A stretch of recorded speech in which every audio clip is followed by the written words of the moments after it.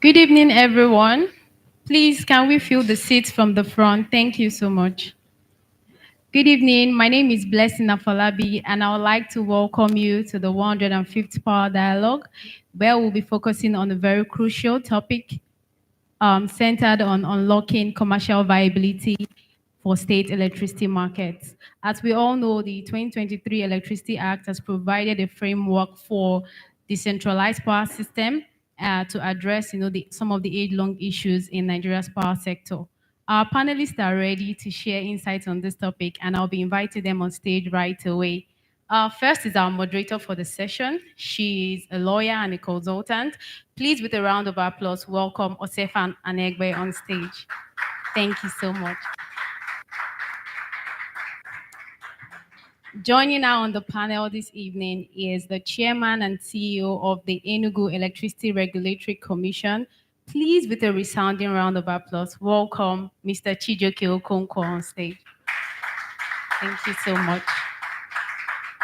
Also on the panel this evening is the Vice Chairman and Commissioner for Markets, Competition and Rates at the Nigerian Electricity Regulatory Commission. He is Dr. Musiliu Oseni. Please let's welcome him. Thank you. We have a balanced panel this evening. We have another woman on the panel. She is the Senior Policy Advisor, Energy Transition and Technical Assistant Delivery at E3G. Please, with a resounding round of applause, welcome Ujunwa Ojemeni. Thank you so much.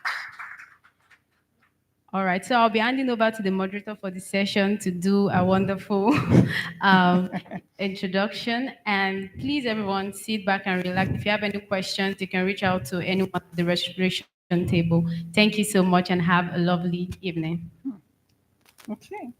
Good evening, everyone. I am delighted to welcome you to this panel discussion where we will be focusing on state electricity markets, unlock commercial viability. Now, just like any other market that you know, the one in Onitsha, Aba, Kano, Balogun, Wuse market, right? The electricity market is really a platform, a system where electricity is bought and sold between market participants. Now, what does this really mean? It means that this is a platform where the wholesale market, which is the power generators, sell electricity to the retail market, who then in turn sell it to you and I, who are the consumers, right? In that market, there are different market participants, they're players, and the market really operates on supply and demand. So when it comes to pricing, supply, demand, production cost, and as well as regulation influences prices, right? And then this is just get towards encouraging competition, fostering innovation, and invariably having efficient electricity delivery and possibly lower prices for consumers like you and I. Now, the good news in Nigeria is that now we have potentially 37 state electricity markets. That's 36 states plus one, that's the FCT. And then we have a federal electricity market as well. Now, what this means is that states can now control their resources. I mean, thanks to the 1999 Constitution of the Federal Republic of Nigeria, which was authored in 2023, and the Electricity Act, states can now create their own electricity market.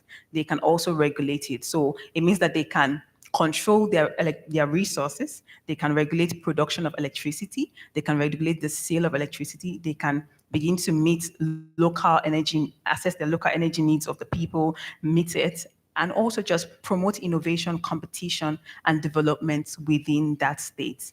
Now, today we'll be exploring different issues that this presents. Like, even though it presents opportunities, it also presents challenges. And like they always say, opportunities and challenges are two sides of a coin. So we'll be exploring both sides, which is identifying strategic investments which are tailored to states specific power infrastructure and renewable energy. We'll be discussing ways that private sector participants can come in and promote innovation and competition efficiency as well in the market. We'll tackle tariff issues, tackling issues like the cost reflective tariffs, discussing smart billings, and lastly, we'll be brainstorm how to expand electricity to underserved and rural communities across states and Nigeria as a whole. My name is Osefan Anegbe, and I'm very happy to be your moderator today for this very, very, very insightful discussion that we're going to have. I'm even more thrilled to be back at the Power Dialogue. I think I must have done something really right the last time I was here. But I mean, today I am joined with a very distinguished panel who will share insights on some of the issues that we have just highlighted. Now, once they're done sharing some of their insights from their wealth of experience, you, our wonderful audience present here and those online, can ask questions and provide comments, and we'll be able to answer that. Now, for those who are online, you can drop your questions in the chat box and we'll receive them here and address them within the time that we have. Now that I am energized, I'm sure that you are energized. And before we light up the way, I want us, everyone who's present here, to just set their phones on silent to avoid any form of distraction.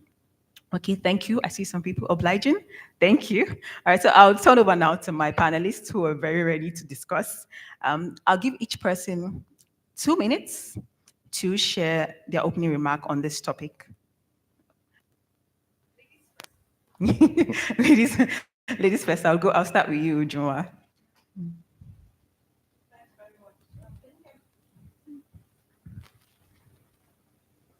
Is it better now? Okay. Okay. Yeah, no, it's really good to be back as well. It's been a while I've been here, but I'm glad to be here with this amazing set of panelists. Looking forward to the discussion tonight. Of course, we know that electricity remains the backbone of our development as a country, and the recent updates to the electricity markets, including the devolution of power to states, I think presents a very important pathway as we navigate some of the challenges we've faced in the electricity sector over the years. The amendment of the Constitution to allow states to govern aspects relating to their generation, distribution, transmission has brought new waves of, it's just been refreshing overall to the sector. But again, commercial viability remains a key issue. And when we talk about commercial viability, what are we looking for? We want consumers to get reliable service, but we want it to be also affordable. They need to be able to afford it. But we also want to ensure that the producers, the distributors, and everyone along the value chain is able to recoup their investments and make a little bit of a return on top of that. And finally, we want a system that can attract investments to ensure that it's maintained and it grows. So understanding all of those dynamics in terms of what we need for a commercially viable market, we've seen various constraints, and I know that the other panelists will touch on them in terms of pricing, like you talked about, in terms of our tariffs, in terms of collection efficiency, being able to collect from customers what they after they've used power, technical losses that leads to wastages. Of course, there are things around currency risks that we face in terms of if you have to invest in equipment in foreign currency, but your revenues are in local currency. And finally, regulatory stability, which I believe we're progressing with, and being able to ensure that the various policies, the laws are being implemented in a consistent and predictable way that gives investors the confidence that they need. So in terms of our pathway to this commercial viability, we'll touch on a few things tonight, including some of the innovative financing mechanisms, some of which are already being deployed, and some of the governance structures that are helping to bring transparency. I'm looking forward to touching on some of the things happening in Enugu as well, because I'm really excited. That's my so at the end of the day, what do we want to see in our market? We want a market where the states have the independence they require, regulatory independence, but also credible and competent regulators as well there. We want decisions being made to be driven by data. So are we getting the right data that is required within our various states to make the right decisions, the policies and the laws to ensure that the market is viable? And finally, do we have accountability mechanisms where we hold ourselves responsible and restore consumers' trust in the system? So really, at the end of the day, I'm really excited with the state of the market and where we're headed with the devolution of power to states. It's not just a mere constitutional amendment. I think it's a way for us to reimagine our entire approach to electricity access, reliability. And so I'm looking forward to all of the discussions we're going to have today. I hope at the end of the day, when we achieve the viability that we want, we also have social impact matched with that. And I'm looking forward to exchanging ideas with the rest of the panelists. Oh, well, thank you, Ujua. Ujua is definitely ready. Over to you, Dr. Oseni. Okay, good evening, everyone. I think Nigeria kickstarted a journey in 2003, different from the regime that we kickstarted way back, as far back as 2005, which translated to the reform of 2013, whereby a large chunk of the segments of the power value chain was handed over to the private investors. With the amendment to the Constitution, which was signed by the former President Buhari in March 2023, we kickstarted the journey through the amendment of the provision that was put in the Constitution, which only allowed the states to provide regulatory oversight or govern the areas that were not covered by the grid. With that amendment to the Constitution in March 2023 that was assented to by the President, we kickstarted a journey.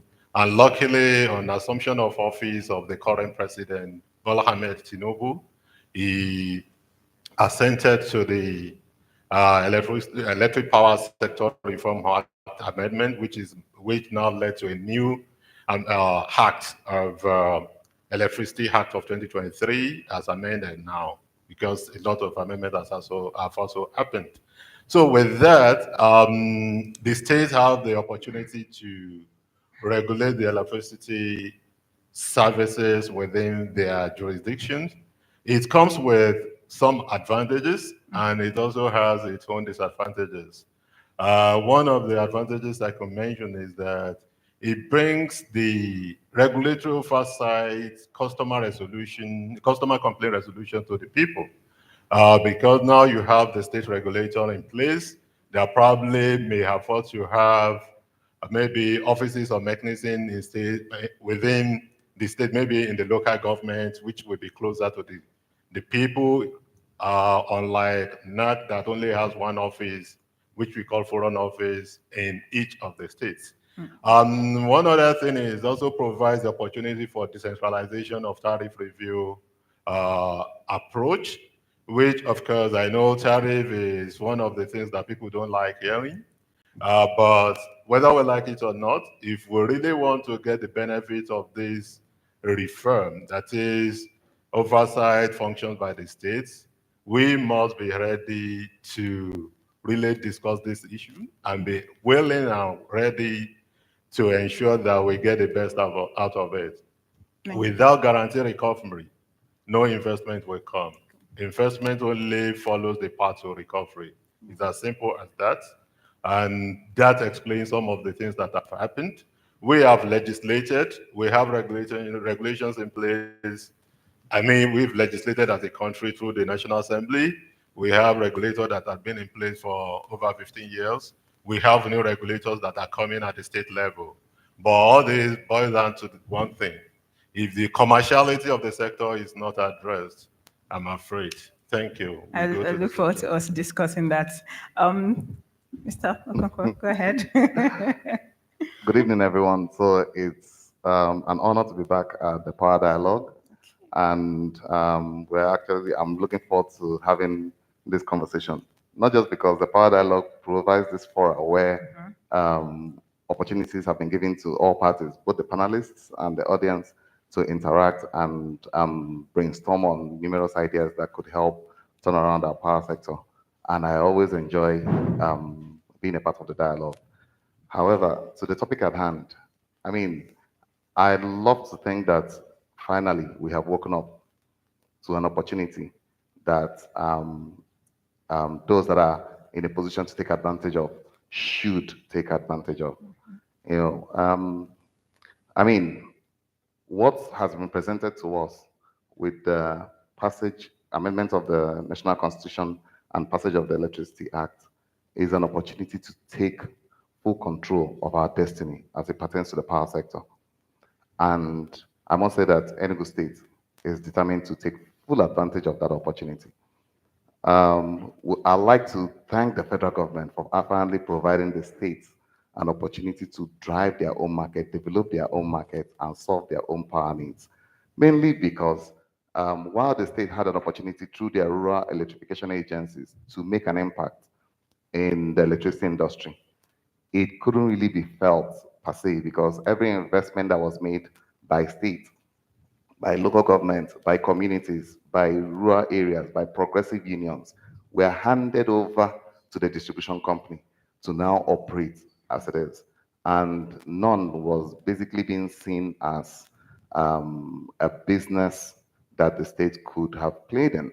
Anyway, we are not encouraging that the state should play an active role in the power sector as an operator. No, we are talking about creating an enabling environment to actually set up a market. Now, Nigeria is a big country with over 200 million Nigerians across every nook and cranny of the country, with how many, with the different dialects, different ethnicity, and so on and so forth, and different natural resources located in their specific abodes. There happens to be a vast opportunity to turn around the sector using what you have. And that is what we are actually trying to do in Enugu State. We are determined to make sure that this subnational electricity opportunity is one that does not pass us by.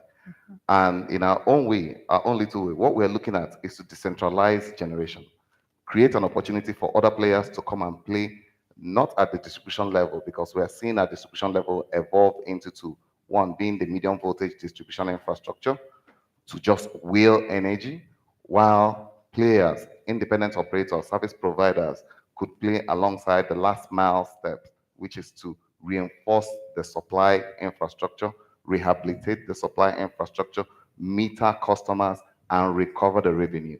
I mean, I totally agree with my colleagues that if the return on investment and return of investment is not guaranteed, we're basically just playing lip service to it.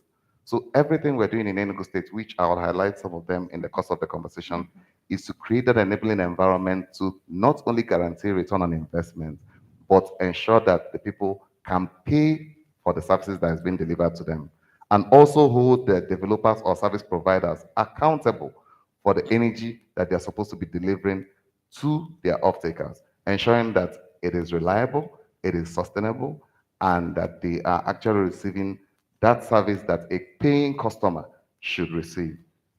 Thank you. And since we are claiming progressive states, I remember I told Ujunwa earlier that I was born in Enugu State, so I am also for Enugu by birth.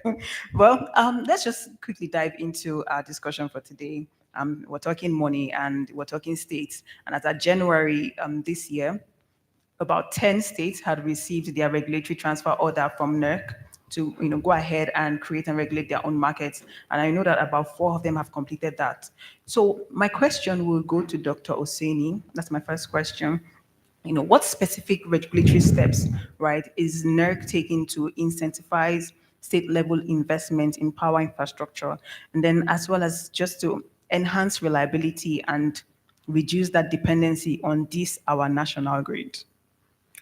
Okay, thank you. I think probably I will start with a modification to that question because as the regulator, first and foremost, I think as my colleague from Enugu said, the whole idea of the um, amendment to the Constitution and the subsequent Electricity Act of 2023 is not necessarily to ensure that the state is making investment. Right from prior to that, we have state making investment.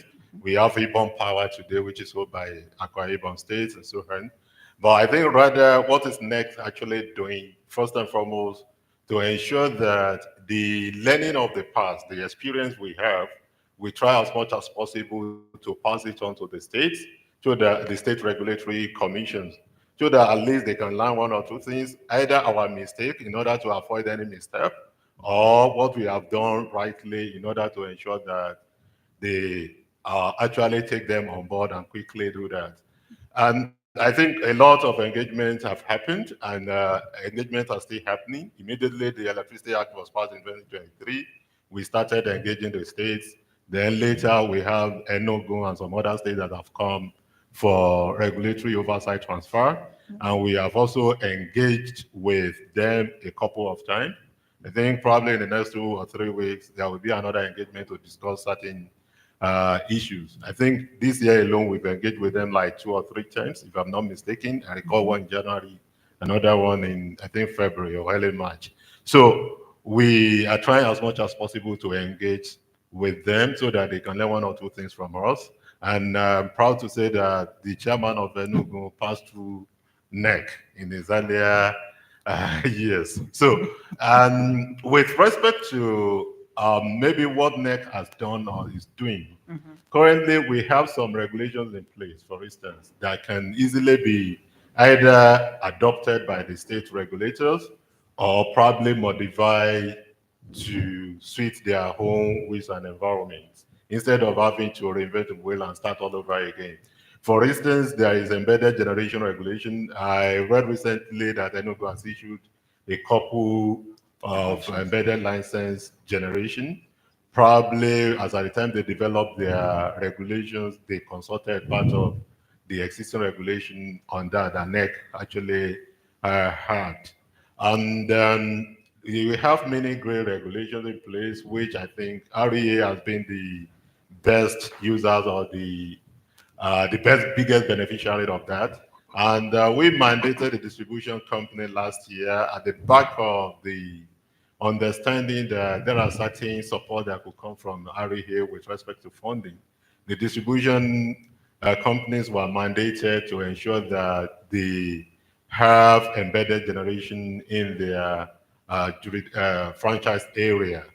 And we have continued to engage with them and the REA. And early this year, we granted approval, a kind of derogation because the franchising regulation limits the mini grid to 1 megawatts maximum.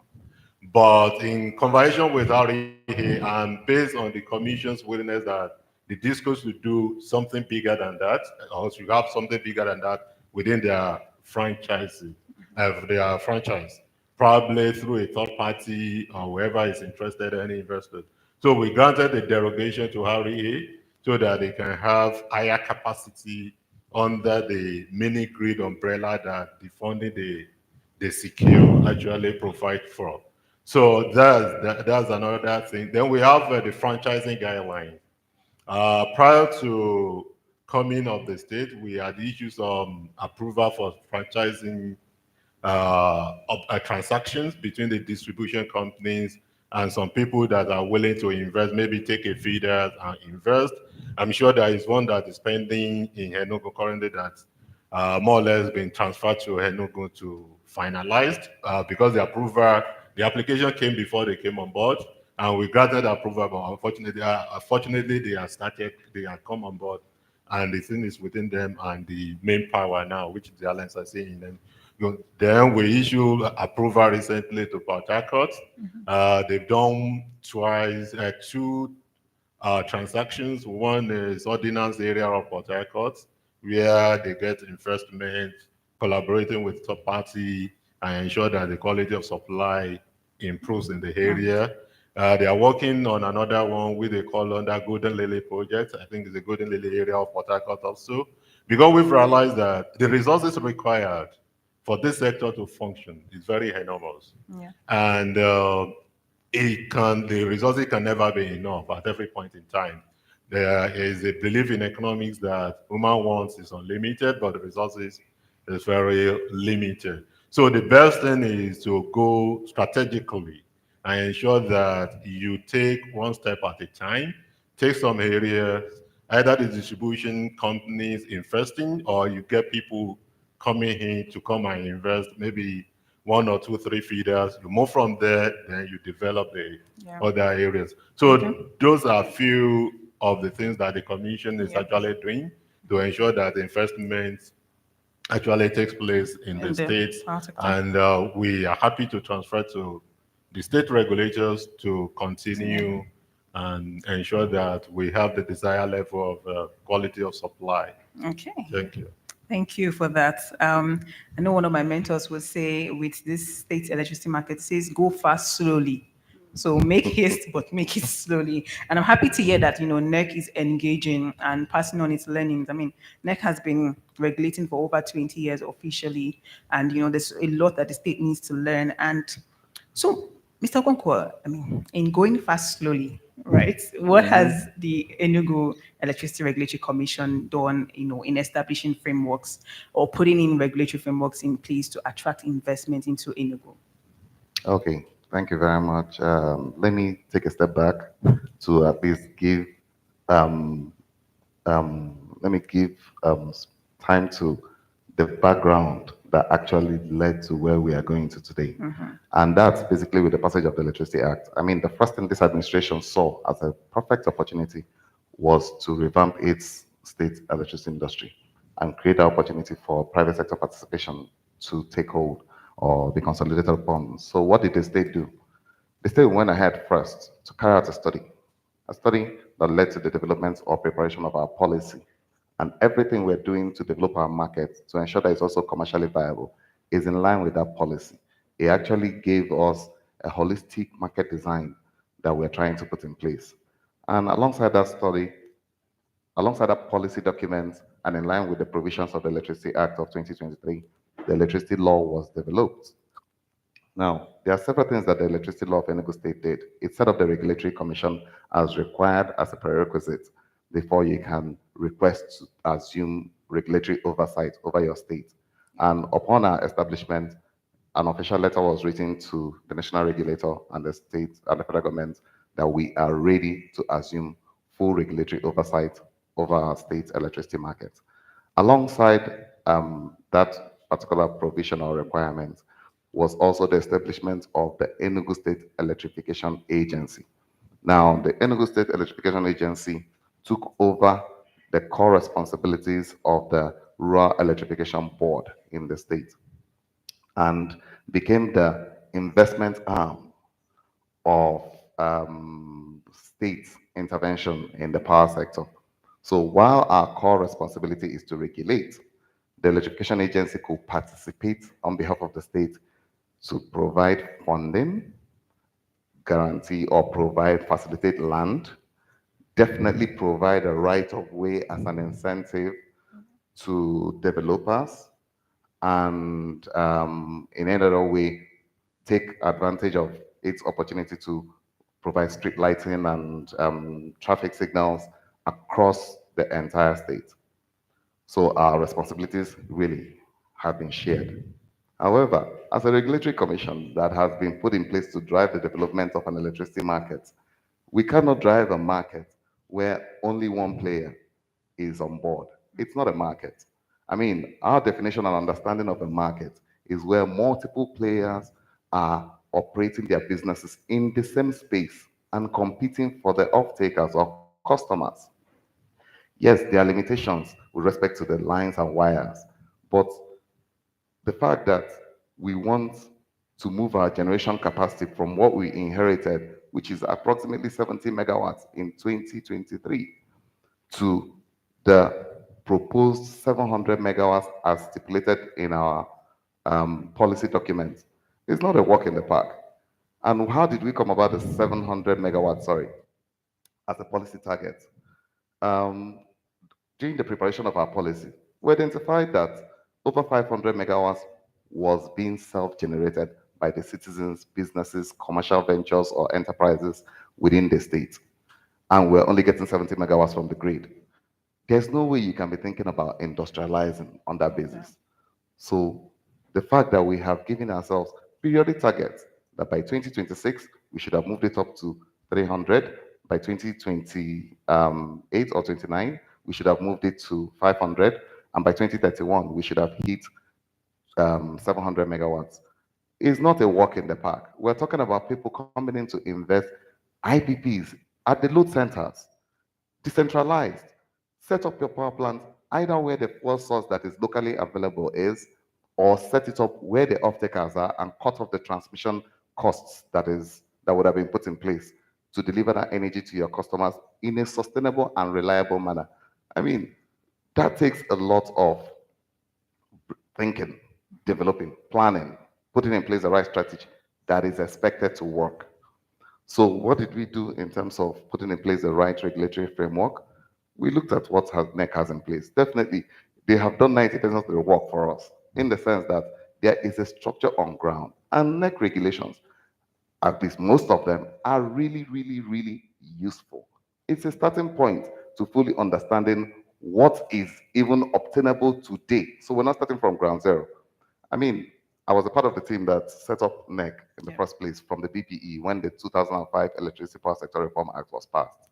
And we started from ground zero because we didn't know what we wanted our market to look like. Yes, we wanted the Indian model to be integrated into Nigeria. Yes, we took the market design between the Argentinians and the Brazilians to also see how it would fit into our market. Yes, we considered the US structure and the UK structure in our own market development and are bundled along those lines, taking into consideration international practices when it comes to developing your the wholesale electricity market. And yes, NEC has done a lot of things right. It may have also done a lot of things that have not been effective, but it's the base for us to start. So we took advantage of the regulations they have in place and modified them to fit not just our policy provision or the Electricity Act provisions, but also what our long-term views are to developing a market. And the market is one where the generating companies can compete, take advantage of the natural resources we have, take advantage of the state's own investments and incentives to cut the cost of developing that project, and also give the state a skin in the game to show our commitment that we are willing to run this race with you, while also working with the stakeholders to not just guarantee that they're going to pay for the services they're going to receive, but protect the investment. Because today we are actually shouting vandalism, electricity theft, bypassing. Those are the normal languages that you get in the power sector today across the country. But it just has to stop one way or the other. And we know that the operators, as much as they are part of this process, this dwindling state of our electricity sector, they also have a part and a major responsibility to commit to turning around the what do we call it now, state electricity subnational market as best as they can and opening up the sector to let others come into play. I That's mean, that is what our law expects. And I think we're achieving that because they've seen reason to know that the illiquidity situation in the sector requires that they open up and attract the right kind of investment to support their business model. If the investor wants to invest through them, by all means. But if the investor wants to go it alone and take advantage of the opportunities that we're presenting, please come on board. When we say we're ready, it's because we have simplified our licensing instruments, we have simplified our tariff methodology, and you can see site based on the cost that you impute in our tariff model, what your return on investment will be over the 20-year duration that we're giving you a license. And your business is expected to be continuous. So you're not stopping there. After recovering your cost of putting that infrastructure or investment in place, continue to make your profit. That's what we're that's a looking at. really good point because it brings me to the question that I have for Ujunwa. Since we're talking investments and business, I mean, Ujunwa, you've been very instrumental, right, in leading transformative energy transition initiatives across Africa and Asia. And Dr. Konko is just talking about investment. So, from your experience, what models have worked in catalyzing investments for state power generation, right? Especially, in regions where that grid extension is not necessarily commercially viable. Because now we can say bring in the money, but if it's not viable, how do you attract investment in those areas? No, excellent point. So while we hope that the grid will extend and reach everyone and would be the cheapest source of electricity, the reality is that some places are just too remote, and grid extensions to those areas might just not be.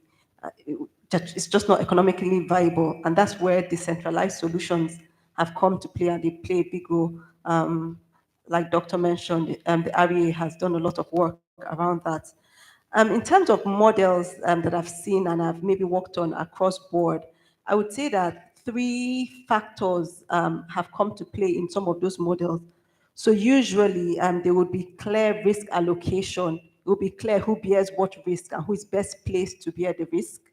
There would also be sometimes some community ownership or skin in the game where the communities feel like they're part of it and they're part of the process. And I would say that the third is really, well, when we have some innovative financial mechanisms in play. And I'll speak about a few specific ones that have seen realistically work. So in terms of risk allocation and finding models that actually help to allocate risk and then attract capital, especially into, well, the electricity sector, especially the distributed or decentralized sector. Of course, PPPs, public-private partnerships, we've seen those work across different states, both in Nigeria and globally. And we've seen that a lot of times the private sector's role in that could be different things, bringing the technology, which comes with financing as well as the operation. But government, a lot of times, would have to sort of provide some support. It might not be financial guarantees because not every state has that capacity, but it could be things like Enugu, like my colleague just mentioned, whether it's land, whether it's right of way support, or just ensuring that the regulatory space is simplified. There's a central location where you can understand what you need to do, and it's very clear. So having that state backing or support, along with working with private partners who are providing the technology and the funding or whatever, has just been a way that has worked. And I've seen that work across different states, whether it's Lagos, Edo, and other states in the country. So we hope that that will continue. And if states, of course, they can provide some financial backing, but I would not be one to recommend that as a first step because we know that budgetary constraints exist today. The other thing I've seen is when these states also have like a dedicated electricity agency in the states, I feel like that gives some level of clear commitment and helps to give confidence to investors when they come into the states. They know what to expect, and hopefully there's also a standardized process.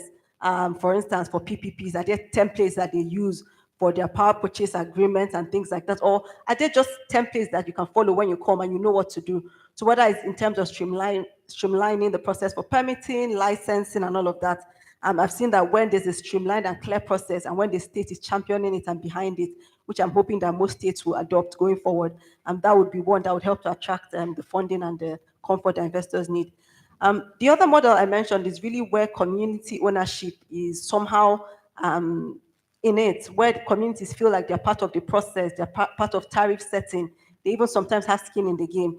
And this could be cooperative models where the communities come together to sort of contribute a bit into some of the solutions.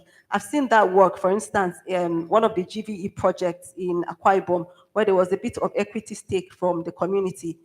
Most times you'll see that there will be less vandalism. When we talk about vandalism, when you know that you own something, it's unlikely that you will go and destroy it. And then generally the level of payment is generally better.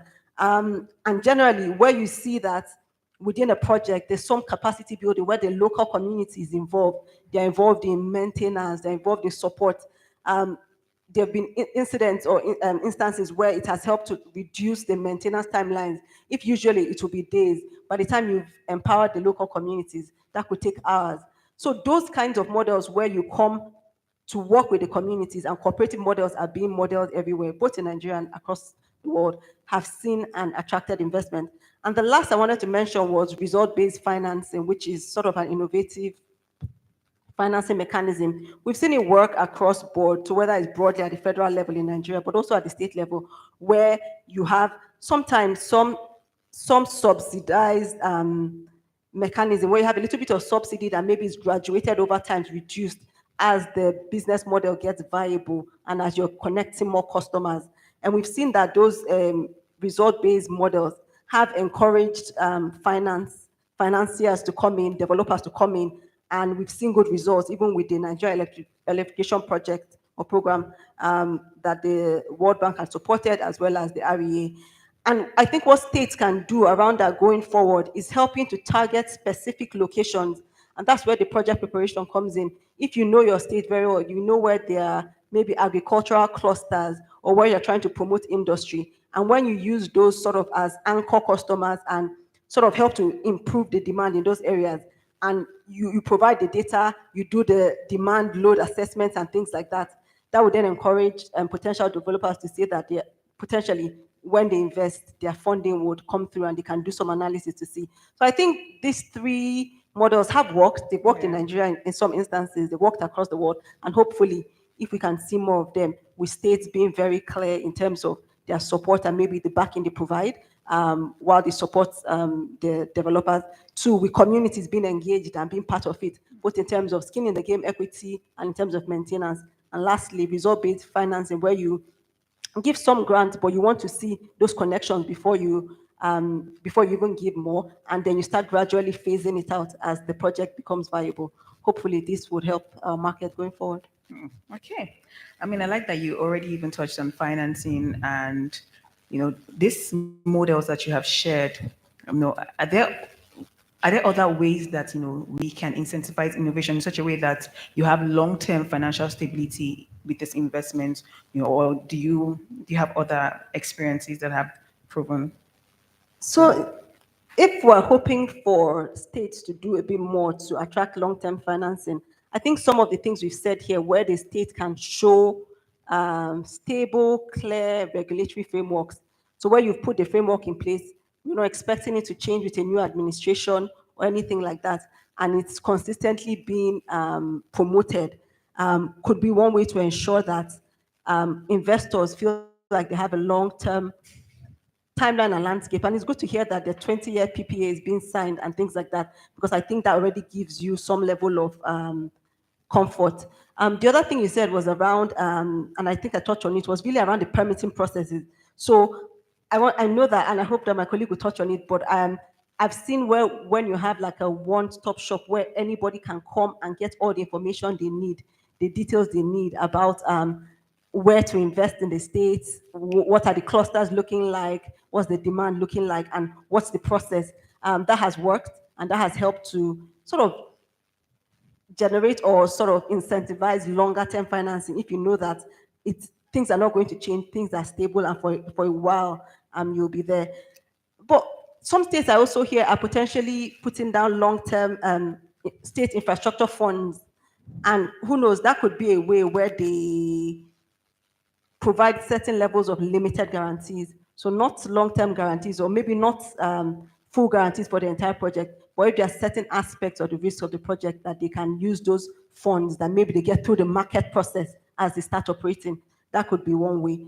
But also, states can also then be champions of innovation themselves. So whether it's working with universities in the state to try and get the ecosystem working, whether it's incubators, hubs, whatever it is, to ensure that as you're getting the technology going, you're also getting the people, and that just shows that you're ready for business in the state. There's a lot more we can talk about this, but let me know if you want me to touch a bit more on some of those other aspects. Okay. I mean, we're already even discussing ways that we can encourage, private sector participation, bringing money into the states, including IPPs, that's independent power producers.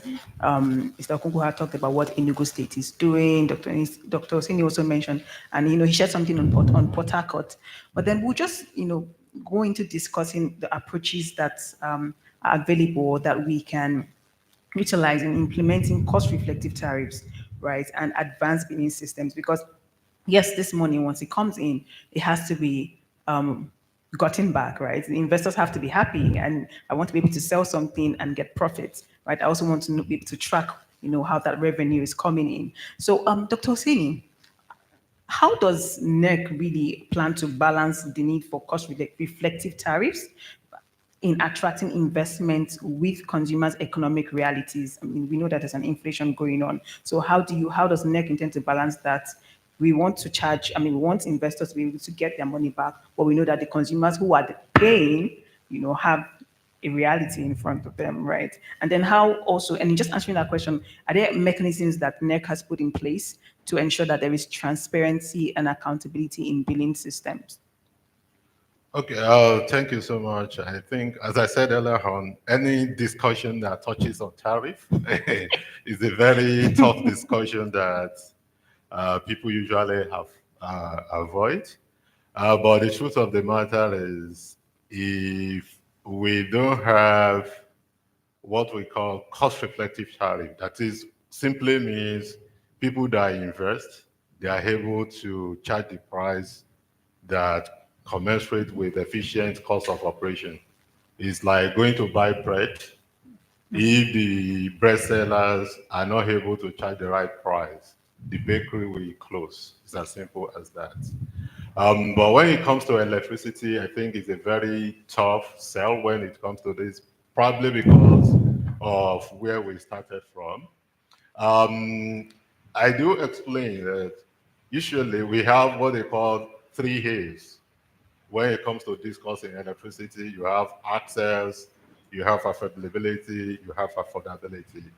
Access, majority have access today, let's say about 60 to 65% of Nigerians based on verifiable data from World Bank and Nigeria Bureau of Statistics. But the question is the availability is not the same everywhere. But usually we jump that middle hay to affordability. And that is where the problem is. Because if you jump to affordability without addressing the availability, you tend to get it wrong. And now we use the telecoms model. Of course, there's a difference between telecom to some extent and electricity. But when we privatize the power sector, the telecoms in Nigeria, I think around January, February 2000, we issued license to MTN. They started investment because they didn't buy wires, dilapidated wire like it happened in the power sector. They chose places, Lagos as a state, FCT, Abuja as a town, Port Harcourt as a town. They didn't choose my village. They didn't choose some other places. They started with that. And because of the ability to demonstrate that, oh, there is money in this, they were able to attract more capital. And in doing that, Econet, all those other telecoms, they saw it. People were paying 50,000 naira per SIM and so on and so forth, no per second billing. Uh, by August 2003, we had Globacom and so on. It's because the investor, that was a demonstration that if investors are able to get their money back, that was what led to what we currently enjoy today. The kind of competition we have, relatively stable services compared to maybe other services in Nigeria, is as a result of the fact that people believe that there is money in this.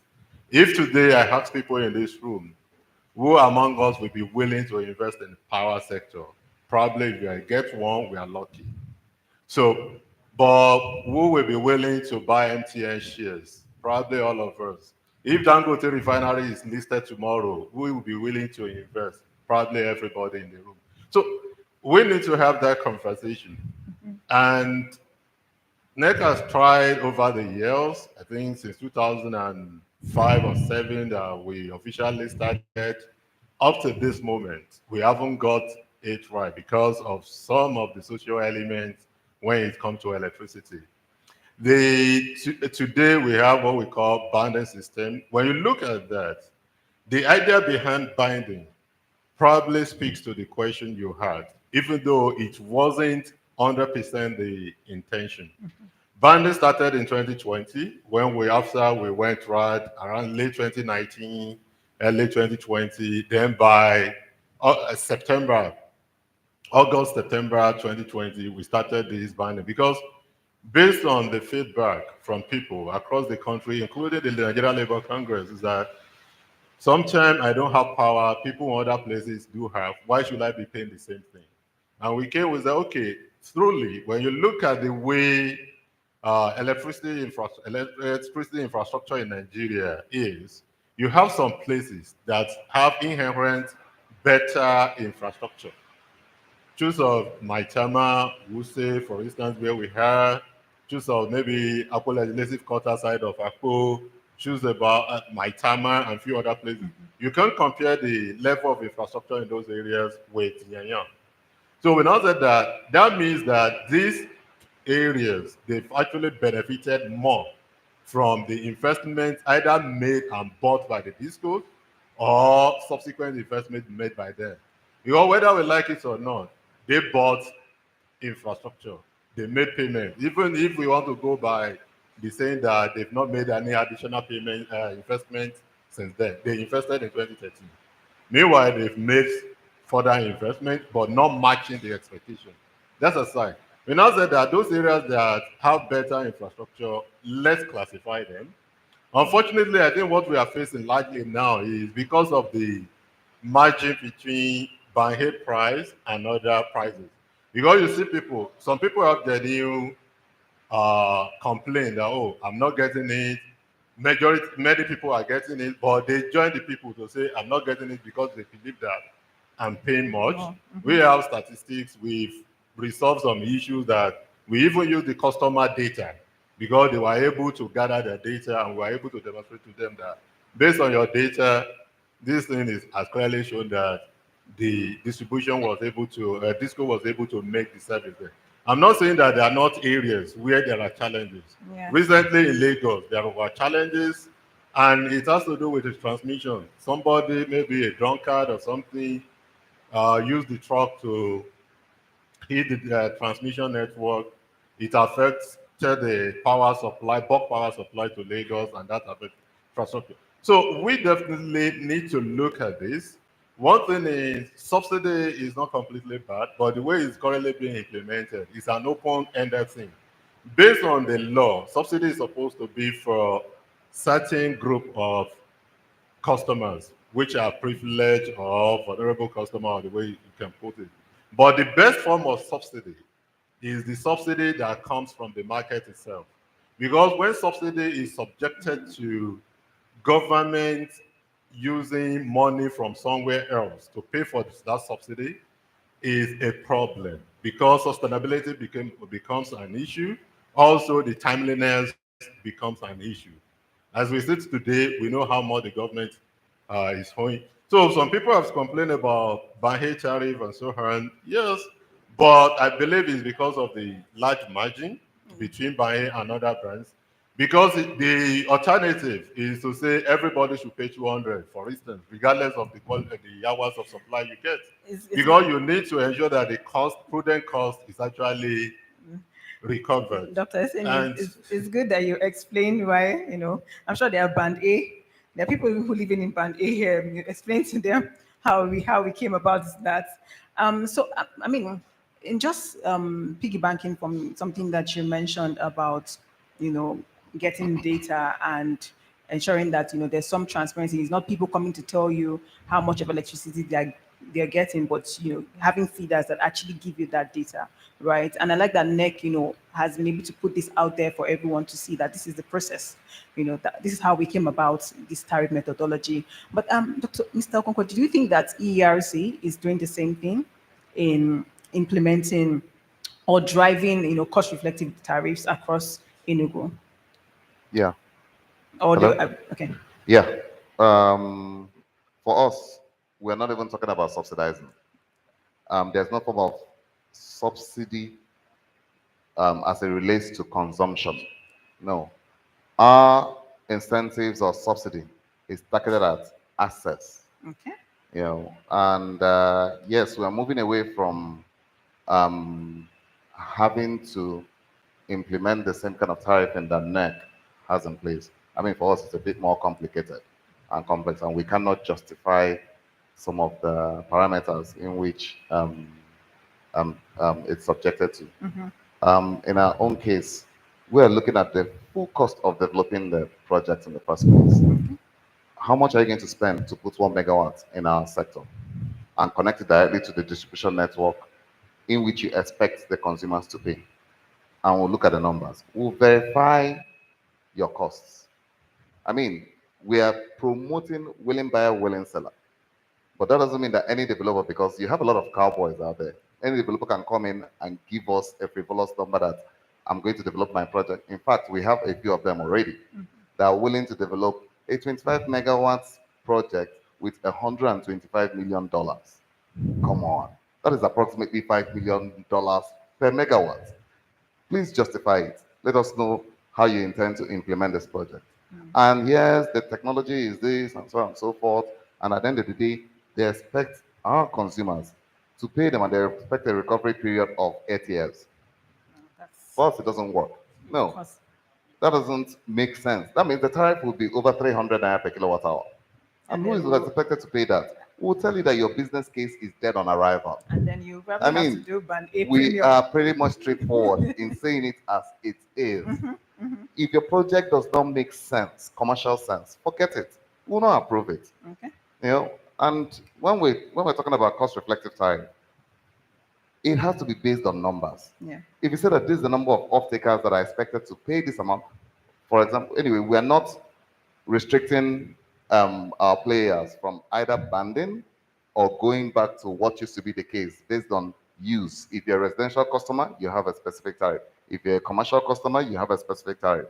If you're an industrial customer, you have your tariff. No, we are leaving that choice open to the developer. Okay. Just put your full cost of delivering the service in our model, and we'll verify the costs and ensure that whatever it throws up as tariff is graduated against the off-takers who were also looking at their numbers. Well, what about the smart metering systems as well across the value chain? So that is in areas where our current subco is not very effective. Okay. Let me put it this way: they have a lot of people under some level of estimated billing and capping that we are accommodating for now till we put our own specific tariff structure in place.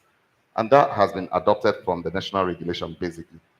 And what we want to see is a situation whereby anybody that's coming to take over part of the network where the current subco is not efficient and cannot deliver effectively and reliably 247 electricity to those customers may as well give way for this investor to come in and make that necessary investment. In making that necessary investment, we're taking into consideration your cost of delivering that service to the customers. And that is what your tariff will be based on. Now, we are promoting flooding the market with meters. If your meter has been certified by NEMSA and it has actually it meets the specification to work in our system, by all means, bring it into our market. Okay. Most importantly, meters that are actually referred to as counters because they are cheap and they are rechargeable, they are prepaid. Why not use them in Nigeria? The truth is that when there is scarcity of a particular equipment or resource, the cost of delivering that service actually spikes. But if there is sufficient and how do I put it now, overflooding of the market with the specific requirement, the costs will crash. It becomes affordable, a lot more affordable. I mean, speaking about affordability, I know Dr. Aseni mentioned the three A's, which is access, availability, Yeah. and now for underserved areas and unserved areas in Enugu State, Yeah. what plans are there to expand access to those areas? So that is where part of what we're doing helps us immensely. Okay. And it's leveraging on data. We had to carry out a research to find out how much of our communities are either underserved or unserved. As of today, it's 113. 113 communities made up of citizens of Enugu State that are either underserved or unserved. And in classifying underserved, we're putting it at a limit of 4 hours per day of electricity services. That is grossly underserved. Then unserved means that you do not even have access to electricity services whatsoever. So what are we doing? And with the help of the state, this is what we have put in place that we're taking advantage of. Enugu State government is building 260 smart schools in every single ward, electoral ward in the state, and they're ongoing projects. Now we're leveraging on these smart schools to as anchor load to take energy to the most remote of communities where electricity does not exist. Where it exists, please plug it into the smart schools and play. But where it doesn't exist, it forms an anchor load for different solutions. Most importantly, solar solutions. From our study, each smart school could leverage on approximately 80 to 100 kilowatts at peak of solar infrastructure. And the state is amenable to paying for this energy. We're not limiting it to just supply the smart schools and that's it. No. We're limiting it, we're actually broadening it as an anchor load, the low hanging fruit, to take energy to where it does not exist. So that others that are taking advantage of the smart schools being in their locality can connect. I mean, one thing that, how do I put it now? The development of infrastructure attracts are socioeconomic activities. People will come and set up shops to provide tailoring services for the students in the smart Yeah. school. They'll come and set up canteens to provide food vendor or for food vendors to service the school. they'll come and provide other services that the community, remotely removed rural community, can take advantage of. And in connecting these socioeconomic activities, they are expanding beyond the smart schools. Yeah.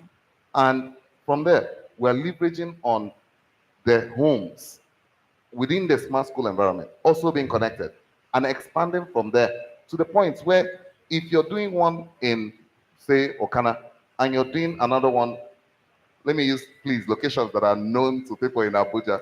If you put a smart school and a renewable energy solution in a place like Wuse 2, where there is no electricity infrastructure, and you're putting another one close to Maitama, there comes a time when both can expand to integrate into a larger network. Oh wow, thank you. Now, while we're doing that with a smart school, there are the 260 primary healthcare facilities also being built by the state in every single ward of the state that can act as anchor load. We have 7 tertiary institutions, 59 vocational centers, and how do I put it? Every single local government, the 17 local governments we have layouts for industrial activities that are yearning for independent power producers to come and set up their businesses In- and run. Enugu So State is really, really good. I mean, my the state, my opportunities state, very, are very. there. And So, when we so say we are open for business, we truly are open for business. let me just, I mean, because we're fast, I mean, our time has been fast spent and we need to hear from the audience, right? And, just renewable energy solution wise, which we're already discussing. Dr. Oseni, in 1 minute, can you just tell us, how NEC is planning to bridge that gap, especially for rural electrification, right? And how, we're trying to work with, or how the commission is trying to work with stakeholders to bridge that gap in 1 minute so that we Okay, can. thank you. I think I mentioned the relationship we have with the Rural Electrification Agency the other time, and the fact that the Commission even tried to issue some kind of derogation for 40 sites for rural electrification to have a project of capacity greater than 1 megawatts prescribed in the mini grid. Bulk of the rural electrification functions will largely move to the states now, with the state regulators in place and the fact that the states are playing more roles. And I'm sure a number of states are already working with the Rural Electrification Agency at the Yeah. national level to ensure that what's it called? There is massive rollout of solar solutions and some other things. But without subsidy for those things, most likely the sustainability could be an issue. And that's why if you look at the number of solar solution that has happened in Nigeria, in the rural area, in forms of mini grid and so on, even the one done by vendors and third parties, they got subsidy in form of either capital or per connection from the rural electrification um, agency. So affordability is there, an Yes. issue, but a solution that could work could be that for people that really need it, there could be a provision either from the government. Now that the tariff uh, determination or approval is going to the states, definitely the state government will have to decide whether they want to continue with subsidy if they can afford it, or they want to phase it out gradually, or they want to switch completely. Let's not discuss subsidy here because every time we hear subsidy, there's always arguments for and against. You have people that would say, if the states say no subsidy and the Electricity Act says there's subsidy, so are you saying that we are less, citizens of Nigeria just by being in states? But that's not the question. That's not our discussion for today. Let me quickly go to to Ujura. No. Let's keep this. Let's keep this. Ujura, just to wrap up, right? I mean, we're talking big projects now. We're talking 250 smart schools. We're talking how many billions of dollars, right? We're talking people that will not buy shares in the electricity sector, but yet want 24/7 power supply. Now, in financing these projects, right? How can financial institutions structure their financing in such a way that they're able to get returns, commercial returns, as well as balance that with the social impact, right? And then if you can share any risk or things that usually deter them from investing. Yeah. Can you take that in 1 minute? 1 minute, I'll try. Okay, 30 all minutes right. each. Thank you. I think I've touched on the key risks that we see in the sector. Mm-hmm. So whether it's the currency risk because you have to sometimes buy your equipment in foreign currency, but your earnings are in naira, things around collection risks or payment risks where you're not sure that you're going to earn back your money because maybe there are no meters or customers bypass or things like that. And of course, I won't say policy or regulatory risk is a big deal now. I think we're getting to a phase of, I'm hoping, stability. But historically, it used to be a concern when investors are not sure if policies will remain stable for a while. But I'm hoping with the way this sector is going, those risks will be gradually mitigated and investors can have certain levels of confidence as they come into the market. But in terms of balancing investment, so when you're thinking of viability versus social impact, I think that touches on what Doctor has said around sometimes you might not always have the viability you need when you're trying to reach the hardest to reach in the remotest of communities. And I think that's where we have to find mechanisms that can help.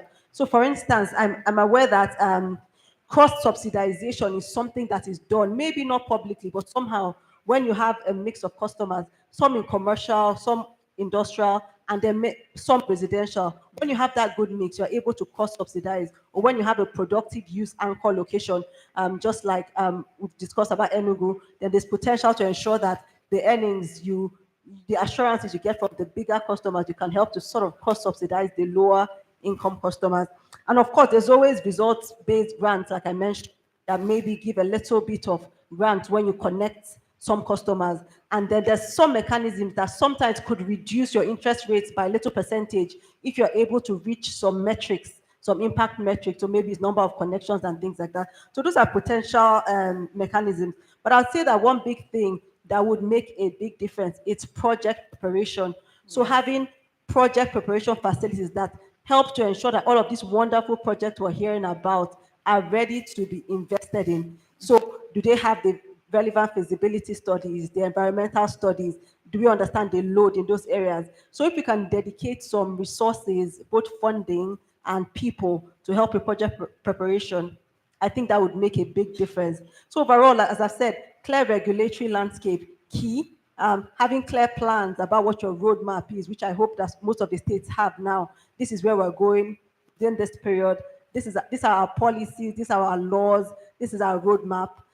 Having clear agencies, institutions that are going to manage the process, and providing some form of technical capacity support and investment readiness along that, I feel like would be a potential way to help to catalyze various aspects of the sector.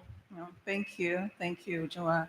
And I really hear you on that project preparation because I know that the UK NIAP that has been very instrumental in facilitating states, establishing state markets. Did some scoping study on states and then decided to work with a number of states on setting up their markets. And I remember attending one of those workshops, and the big question from one of the participants was, okay, what do we do to ensure that even when the government changes and administration changes, this good plan and this power sector remains, keeps going and is working and is sustainable?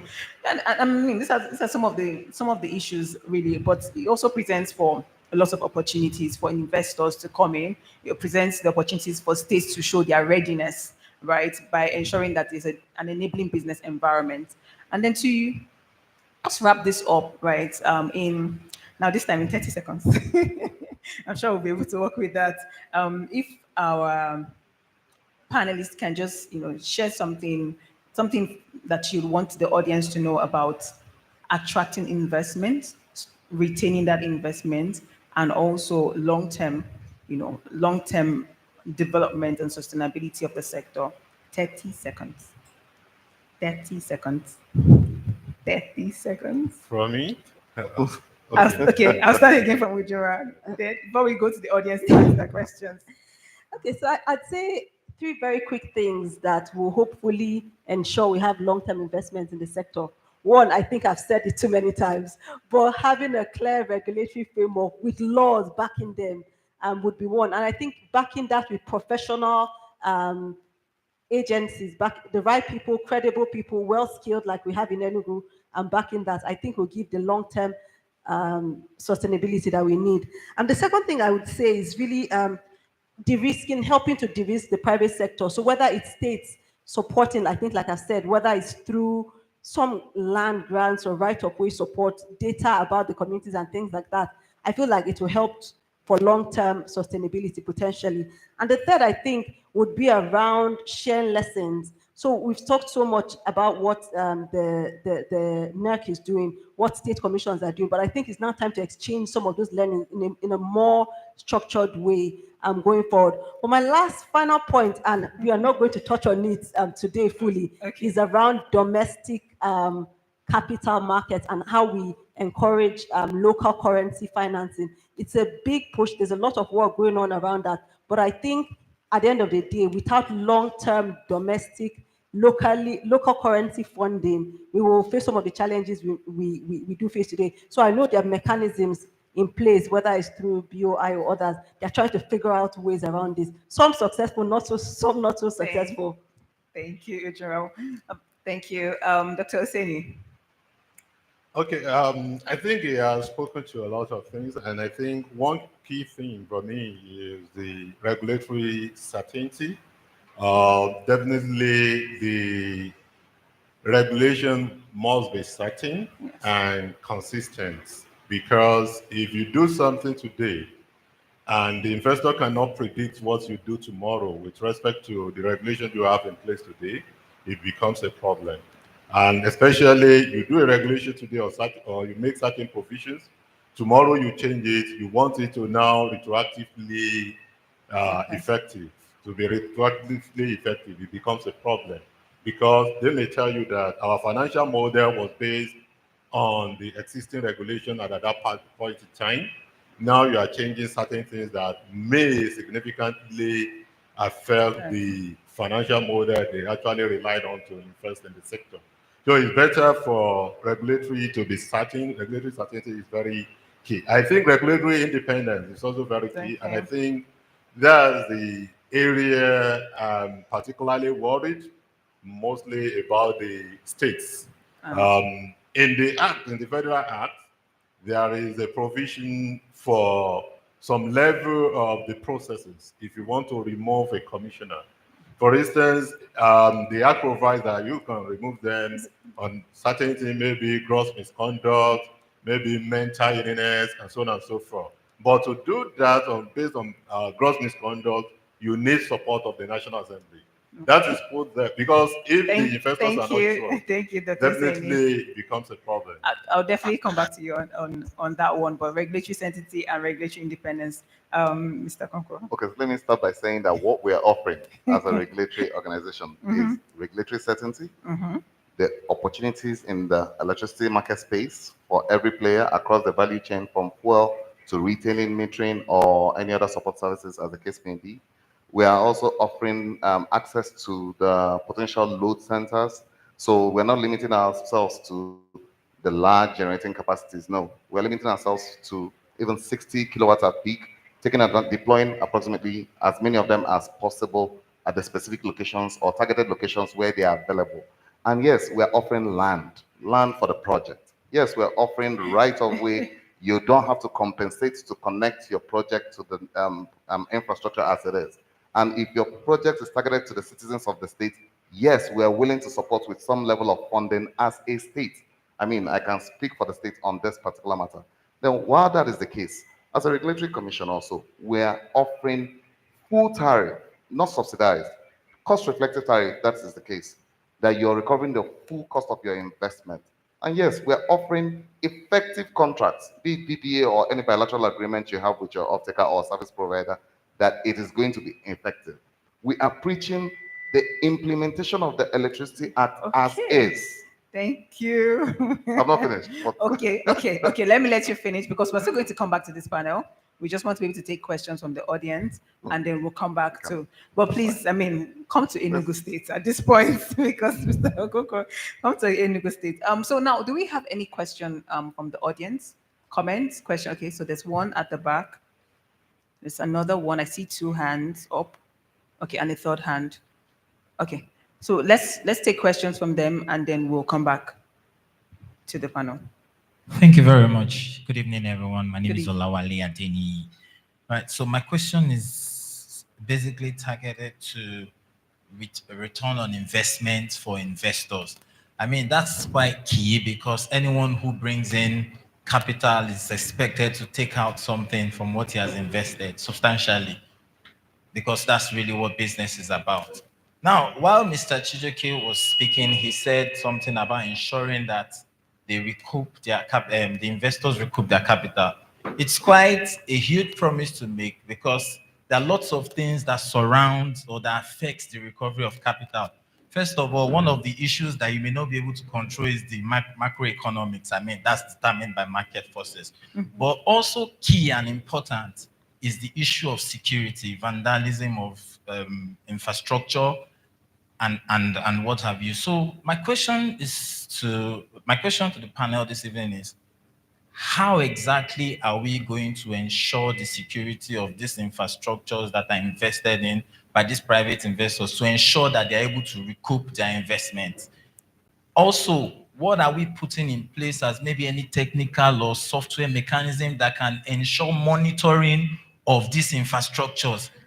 First of all, monitoring the infrastructure to ensure that they are not vandalized. That's one. Secondly, those software or those some kind of things we can put in place to control bypass and illegal use of power without paying. I mean, it's quite important, and I tell you for a fact that can even lead to that has a tendency of leading to a case of not being able to recoup your investment and even macroeconomics. So I would like us to address that issue. Thank you. Okay, go ahead, please. Hello? Okay, hi.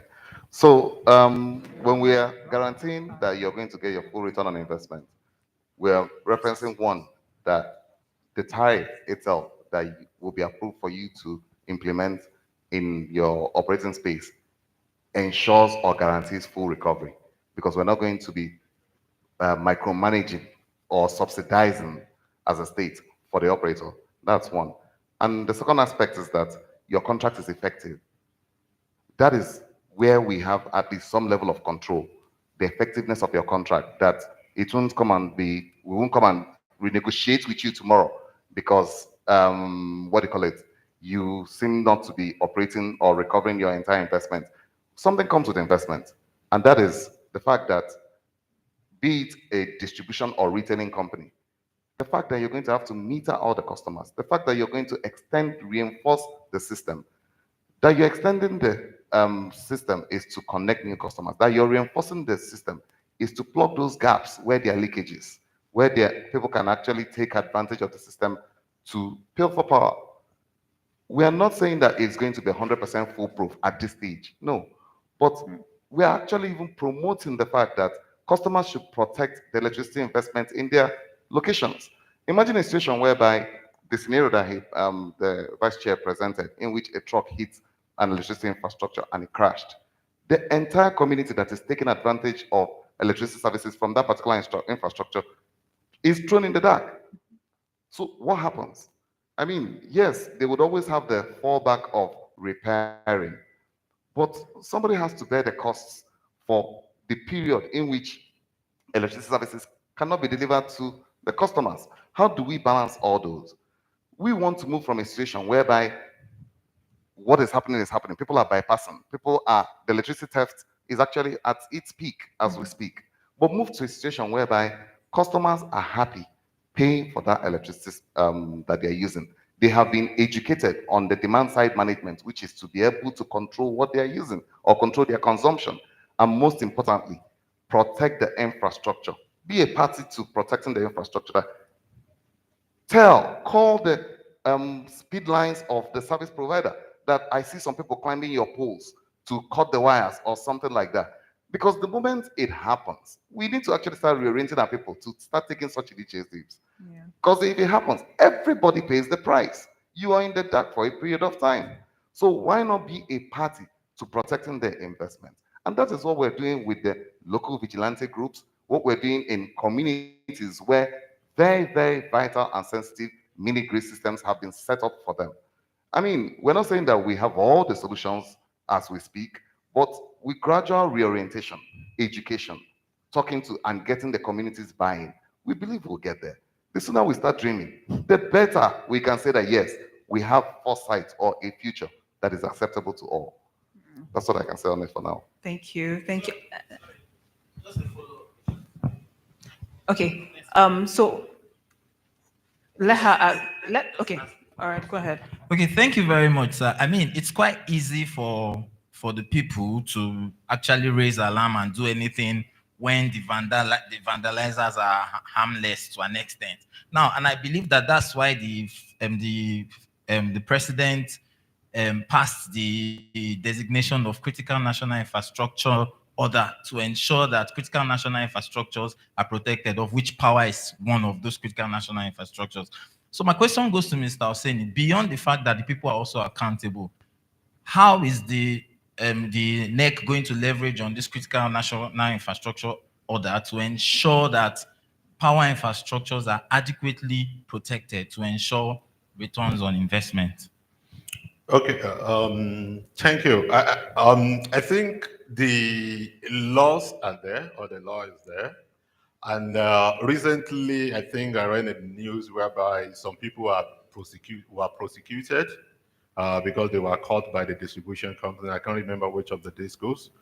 The challenge has been that whether we like it or not, they are bad heads. And I think it's important for every community, like the chairman of the Enugu regulators said, to see electrical infrastructure as their infrastructure, because that is the best way to even prevent this.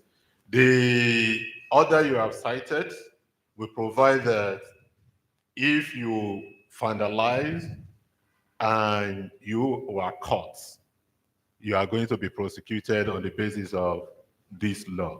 But the process of getting that justice takes time. And that, again, is one of the things that actually frustrates investors. The discourse will tell you that when you talk about energy thefts to be criminalized and so on, they will tell you that based on the Nigerian law, anything that is about criminality, the justice system takes time because you have to prove beyond reasonable doubts. You can go on and on and on and on.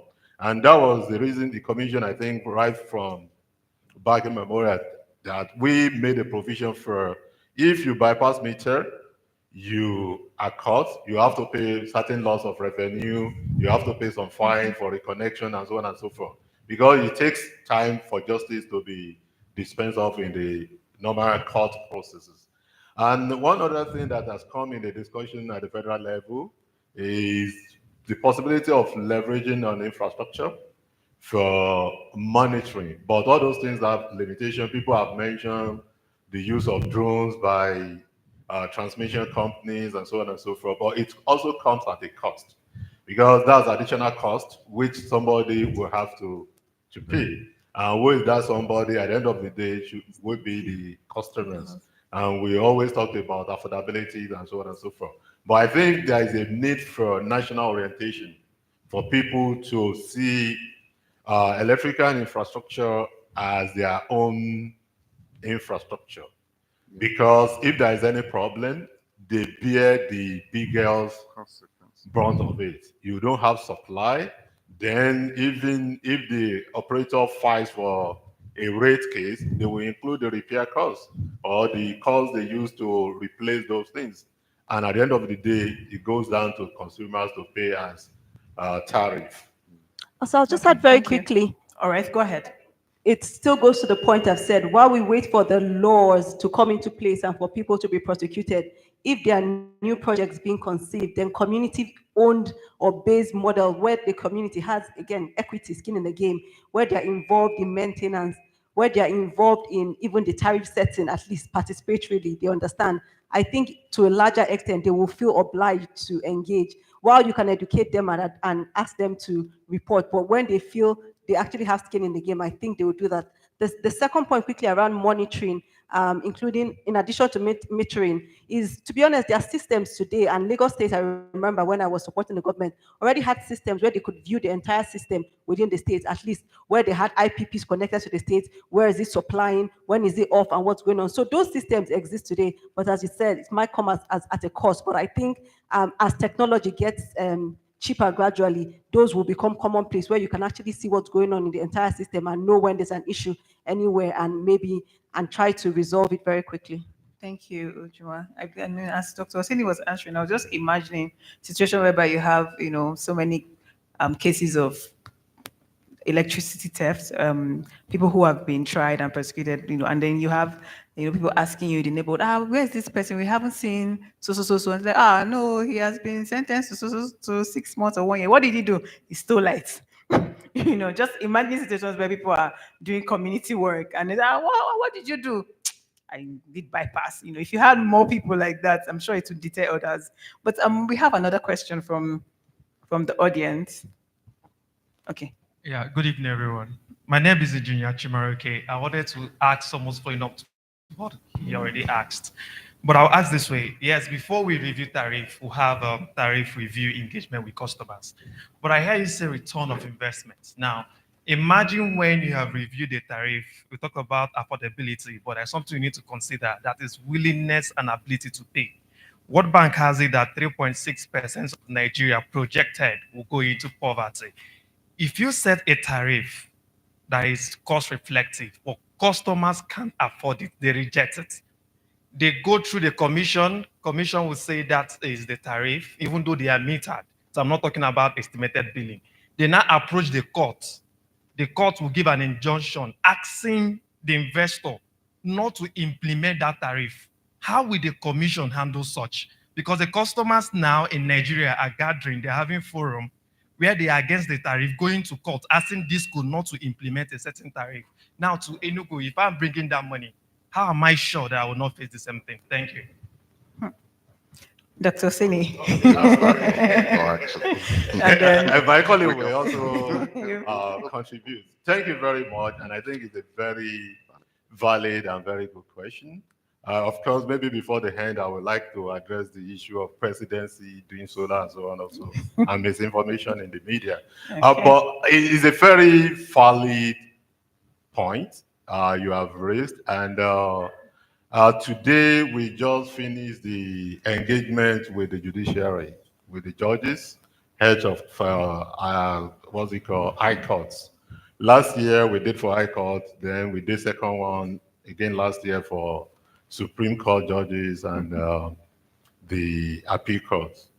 The idea is that we tend to engage them every year, just to let them understand the technicality of this sector and how any pronouncements by them can make or mar the progress of this sector, as simple as that.